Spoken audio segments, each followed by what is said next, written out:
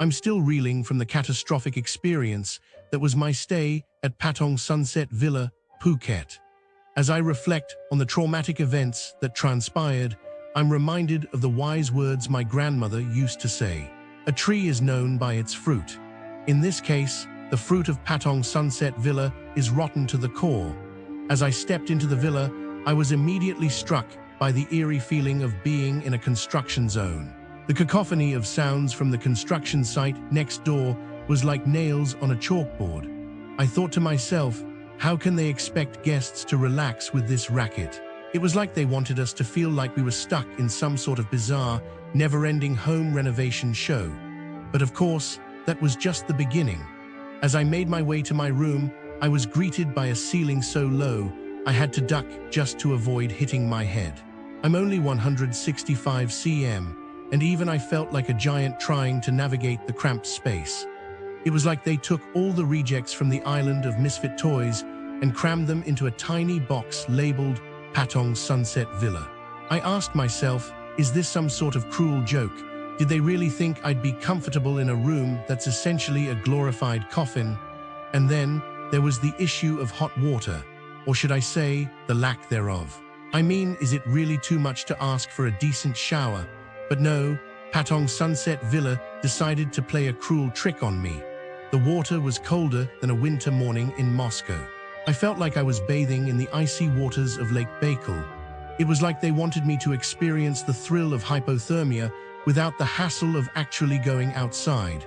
But wait, it gets better. The air conditioner in my room was about as effective as a broken fan on a hot summer day.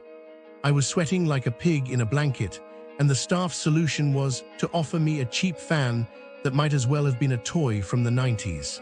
I mean, who does that? It's like they thought I was some sort of amateur survivalist who could just tough it out without air conditioning. And don't even get me started on the parking situation, or should I say, the lack thereof. It was like they wanted me to play a game of musical parking spots, where I'd have to circle around the block for hours, praying that someone would magically vacate a spot. I asked the staff for help, and they just shrugged and told me to park somewhere along the street. It was like they thought I was some sort of amateur parking ninja who could just conjure up a parking spot out of thin air. But what really takes the cake is the so-called sunset view.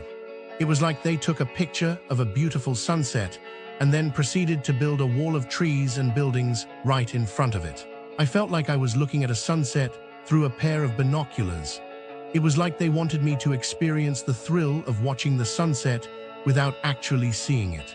As I lay in my cramped, cold, dark room, I couldn't help but think about the countless reviews I'd read before booking my stay. All those people warning about the noise, the dirty rooms, the non-existent parking. I should have listened. I should have known better, but no, I had to go and experience it for myself. As I reflect on my time at Patong Sunset Villa, Phuket, I'm reminded of the wise words of my grandmother. A tree is known by its fruit. And the fruit of Patong Sunset Villa is... The businesses surrounding Patong Sunset Villa, Phuket, well, let's just say they've left me feeling disappointed. It's a strange sensation, like finding a chipped teacup in a perfectly curated set. It's not catastrophic, but it's unsettling. After meticulously examining a considerable number of traveler accounts, a pattern emerges, a rather bleak one. The businesses here as a whole feel hollow. A surface-level appeal masking something rather disheartening. It's like Phuket decided to build a facade of paradise and then forgot to fill it with substance. Let's begin with the shopping. Jungceylon Mall, a central hub, appears to be a vortex of frustration. It's not the mall itself, necessarily, but the people within asterisk it. A significant number of reports detail encounters with individuals running shops, specifically, one repeatedly mentioned named as being associated with IT Home and OCAD on the 4th floor who exhibit questionable behavior. Claims of blatant dishonesty, of inflated prices doubled on the spot, and even bizarre boasts of influence reaching the highest levels of the monarchy. It feels less like a shopping trip and more like navigating a carefully laid trap. The mall itself, several visitors lament, is in a state of decline, almost abandoned, a shadow of its former self. There's a feeling of decay, a lingering scent of potential that never fully bloomed. The staff, it seems, reflect this malaise. A palpable glumness hangs in the air like a permanent overcast, and then there's the parking. A minefield of potential fines, apparently levied with a selective, even aggressive hand. Stories abound of being locked up, forced to pay arbitrary fees, and met with hostility from parking attendants. It's a small thing perhaps, but it speaks to a larger issue, a pervasive sense of being exploited. One can only imagine the relief when you find that one bottle of water at the mall, the one thing that isn't going to leave a bad taste in your mouth. Moving on to wellness, Oasis Spa, Tropical Retreat Spa, Laguna presents a different kind of disappointment. It promises luxury, a haven of tranquility, but the reality, according to numerous accounts, falls drastically short. It's a tale of broken promises, of rushed treatments, and shockingly unhygienic conditions. Insects in the showers, broken fixtures, a lack of basic toiletries, it paints a picture of a spa clinging to a reputation it no longer deserves. Communication is a battle, with staff struggling to understand even basic requests. The treatments themselves feel impersonal, lacking the care and attention one expects at that price point. It's almost insulting to pay such a premium for something so carelessly delivered. The sheer number of complaints about the temperature of the oils, the lack of attention to pressure, the overall feeling of being treated as an inconvenience, it's profoundly disheartening. You invest in an experience of calm and you get, well, something else entirely. Then we arrive at dining, and it seems Savoy's seafood restaurant is a particularly contentious establishment. The reviews describe a descent into culinary chaos. Bland food, lacking any discernible flavor, is a recurring theme. The freshness of the seafood is questioned, with several reports mentioning a stiffness and lack of taste. It's a tourist trap, plain and simple. The restaurant seems to cater solely to visitors, content to serve unremarkable dishes at inflated prices. The staff, it appears, have adopted an attitude of indifference, seemingly unconcerned with the quality of the food or the satisfaction of their customers.